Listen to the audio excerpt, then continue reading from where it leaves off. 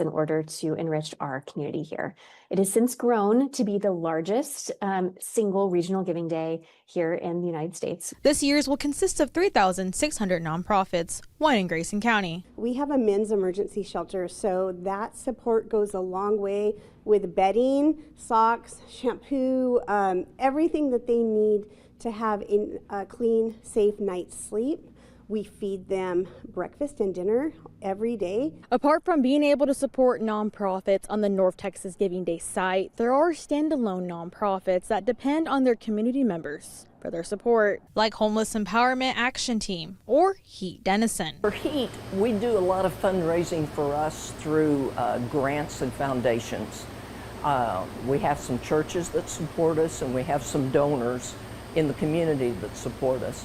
Our community really is the backbone where we get clothing items that we have. The community also helps provide laundry and bath supplies to provide hygiene for homeless people. In need of some blankets or sleeping bags, as well as some coats that we're going to need when we hit December for sure.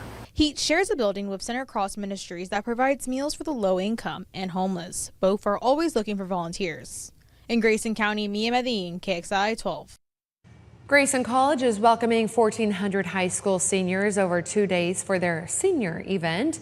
Students will tour campus, meet with professors, and explore career pathways. Seniors eligible for the Texoma Promise program also have the chance for scholarship opportunities.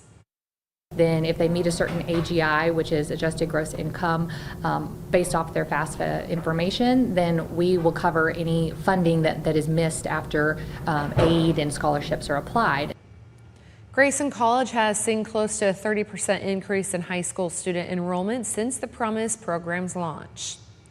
Well, we're learning new details about the online radicalization of the 16-year-old who opened fire inside his Evergreen, Colorado high school, wounding 2 students. CBS's Anna Schechter reports the Anti-Defamation League says it flagged troubling posts months before the shooting. It's become all too familiar. I heard gunshots and I ran. A school shooting last week at Evergreen High School in Colorado left 2 students injured and the shooter dead. We saw tens of kids and teachers running up the hill screaming. But what's going on online has become familiar too.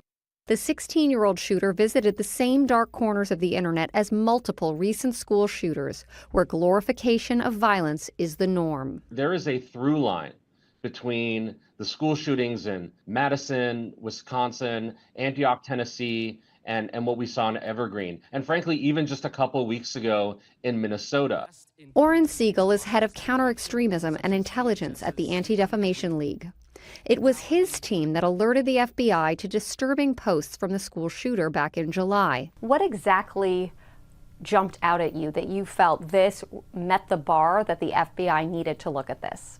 So 2 things stood out to us. We had seen a series of attacks, including those at high schools, that seemed to be animated in part by some of these violent gore websites. The FBI has acknowledged being tipped off to the shooter's posts, saying in a statement that while they investigated, the identity of the account user remained unknown, and thus there was no probable cause for arrest. When somebody's heroes are violent extremists and school shooters, to us, that's an indicator that somebody might be a danger. Unfortunately, I don't think it's our law enforcement community's job to eradicate websites, right? This is where our policymakers need to step up.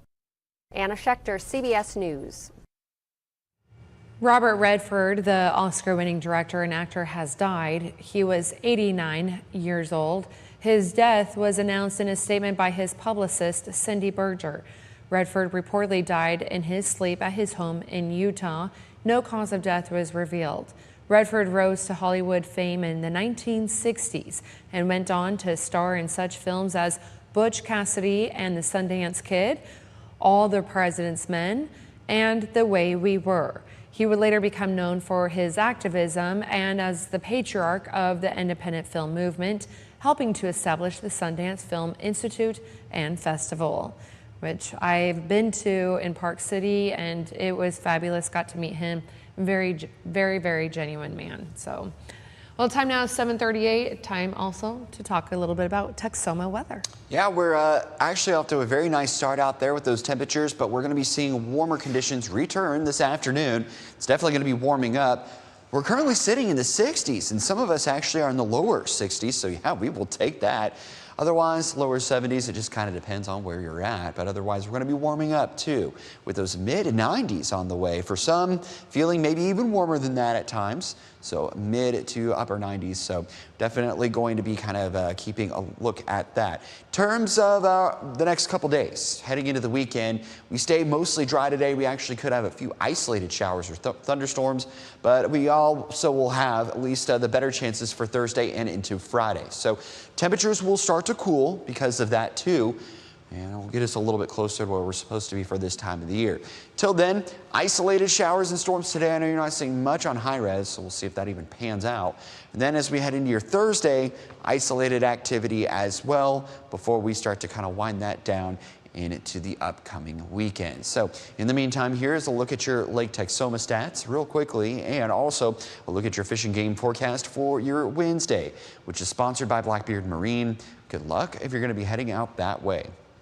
So long story short, we are looking at some pretty above average temperatures as we head into the foreseeable future. So no fall feel anytime soon for us. We also are looking maybe drier. There's actually a lot of dry air that's going to be moving in to the north, or from the north, I should say, here pretty soon. So therefore, these may only be our opportunities here for rain pretty soon. So we also have Monday that we're keeping an eye on as well. That's not a first alert weather day, at least for the moment, but we'll have another shot at rain. And we also see some of those cooler temperatures as well. So definitely be sure to stay updated. That's going to be it for weather. But before we today's gas price averages.